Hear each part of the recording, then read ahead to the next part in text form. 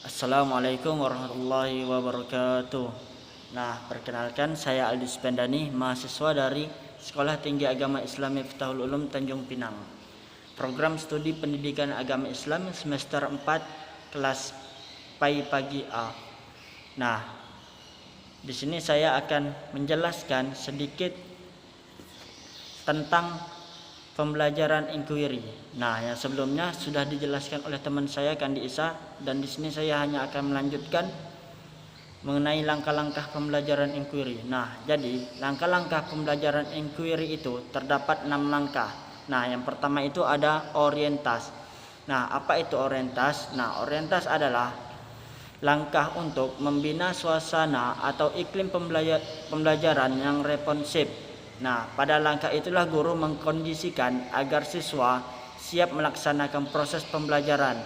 Nah, di situ juga guru merangsang dan mengajak siswa untuk berpikir memecahkan masalah. Langkah orientasi ini merupakan langkah yang sangat penting. Nah, jadi keberhasilan strategi ini sangat tergantung pada kemauan siswa untuk beraktivitas menggunakan kemampuannya dalam memecahkan masalah. Tanpa kemauan dan kemampuan itu tidak akan mungkin dapat memecahkan masalah itu, dan tidak akan mungkin juga untuk dapat memproses pembelajaran ini.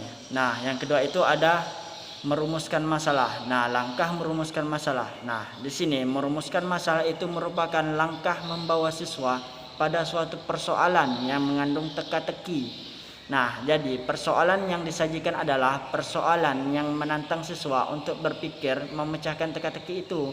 Nah, jadi di sini dapat dikatakan bahwa teka-teki itu dalam rumusan masalah yang ingin dikaji disebabkan masalah itu tentu ada jawabannya, dan siswa didorong untuk mencari jawaban yang paling tepat.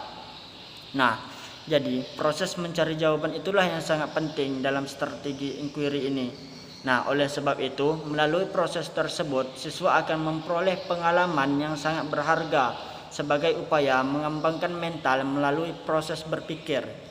Nah, yang ketiga itu ada merumuskan hipotesis. Nah, jadi langkah merumuskan hipotesis adalah jawaban sementara dari suatu permasalahan yang sedang dikaji. Sebagai jawaban sementara, hipotesis perlu diuji kebenarannya. Nah, jadi perkiraannya sebagai hipotesis bukan sembarang perkiraan, tetapi harus memiliki landasan berpikir yang kokoh. Nah, sehingga hipotesis yang dimunculkan itu bersifat rasional dan logis. Kemampuan berpikir logis itu sendiri akan sangat dipengaruhi oleh kedalam wawasan yang memiliki serta keluasan pengalaman. Nah, dengan demikian itulah setiap individu yang kurang mempunyai wawasan sulit untuk mengembangkan hipotesis yang rasional dan logis. Nah, langkah keempat itu ialah mengumpulkan data. Nah, jadi mengumpulkan data ini sangat penting dalam pembelajaran inquiry. Nah, apa itu mengumpulkan data? Nah, mengumpulkan data adalah aktivitas menjaring informasi yang dibutuhkan untuk menguji hipotesis yang diajukan dalam strategi pembelajaran inquiry. Nah, mengumpulkan data merupakan proses mental yang sangat penting dalam pembangunan intelektual. Nah, jadi proses pengumpulan data ini bukan hanya memerlukan motivasi yang kuat dalam belajar, tetapi juga harus membutuhkan ketekunan dan kemampuan menggunakan potensi berpikirnya. Nah, jadi karena itu tugas dan peran guru dalam tahap ini adalah mengajukan pertanyaan-pertanyaan yang dapat mendorong siswa untuk berpikir mencari informasi yang dibutuhkan. Nah, adapun yang kelima, langkah kelima yaitu merumuskan kesimpulan. Nah, ini salah satu langkah penting dalam pembelajaran inquiry. Nah, merumuskan kesimpulan adalah proses mendeskripsikan temuan yang diperoleh berdasarkan hasil pengujian hipotesis. Nah, merumuskan kesimpulan merupakan gongnya dalam proses pembelajaran.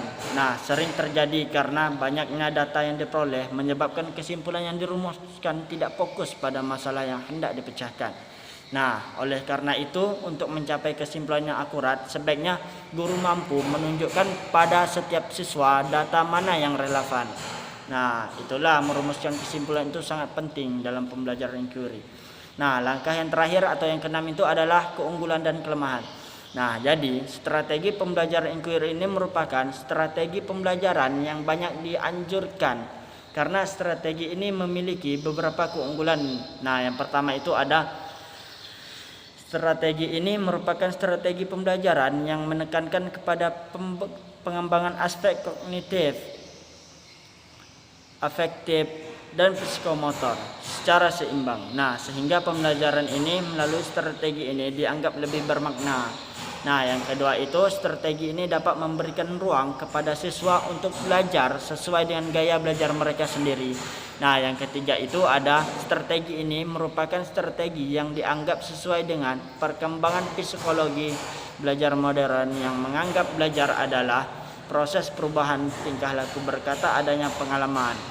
Nah, jadi keuntungan lain adalah strategi pembelajaran ini dapat melayani kebutuhan siswa yang memiliki kemampuan di atas rata-rata. Artinya siswa itu dapat memiliki kemampuan belajar yang bagus, tidak akan terhambat oleh siswa yang lemah dalam belajar. Nah, mungkin itu penjelasan saya mengenai langkah-langkah pembelajaran inquiry. Nah, selanjutnya saya akan menjawabkan pertanyaan dari teman-teman saya. Nah, baiklah, di sini saya akan menjawab pertanyaan dari saudara Mario.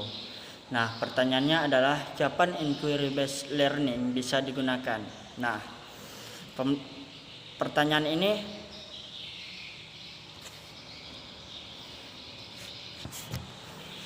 baiklah, saya di sini akan menjawab pertanyaan dari saudara Mario. Nah, kapan inquiry based learning bisa digunakan? Nah, jawabannya adalah pembelajaran berbasis inquiry adalah metode yang sangat efektif. Namun perlu untuk diperhatikan, ada beberapa situasi pelajaran yang akan mendapat manfaat dari pendekatan ini. Nah, seperti proses menjelaskan bagaimana menyelesaikan sebuah persoalan lalu mengajukan pertanyaan tingkat tinggi mungkin akan membingungkan bagi peserta didik. Nah, memastikan bahwa peserta didik memiliki dasar pengetahuan yang tepat supaya pengajar dapat menggunakan pendekatan ini. Nah, itulah jawabannya. Nah, yang kedua saya akan menjawab pertanyaan dari Rian Jeli Saputra. Apa keuntungan mempelajari inquiry based learning? Nah, keuntungannya itu yang pertama adalah meningkatkan kemampuan berpikir kritis. Nah, yang kedua itu membuat pembelajaran lebih menarik. Nah, yang ketiga itu menambah keingintahuan. Nah, yang keempat itu ada memperdayakan siswa. Nah, yang kelima dapat meningkatkan pemahaman siswa tentang sebuah proses pembelajaran. Nah, pertanyaan yang ketiga yang terakhir itu dari saudari Dita Putri Handayani. Nah, pertanyaannya adalah bagaimana memulai inquiry based learning? Nah, jawabannya adalah terdapat beberapa langkah yang mesti kita lakukan untuk memulai pelajaran ini. Nah, yang pertama itu adalah mengajukan pertanyaan. Nah, yang kedua itu menganalisis dan mendeskripsikannya. Nah, yang ketiga itu memaparkan penemuan secara verbal maupun dalam tulisan. Nah, yang keempat itu yang terakhir berpikir mengenai informasi dan pengetahuan yang akan didapatkan. Sekian dari saya akhirnya. Wassalamualaikum warahmatullahi wabarakatuh.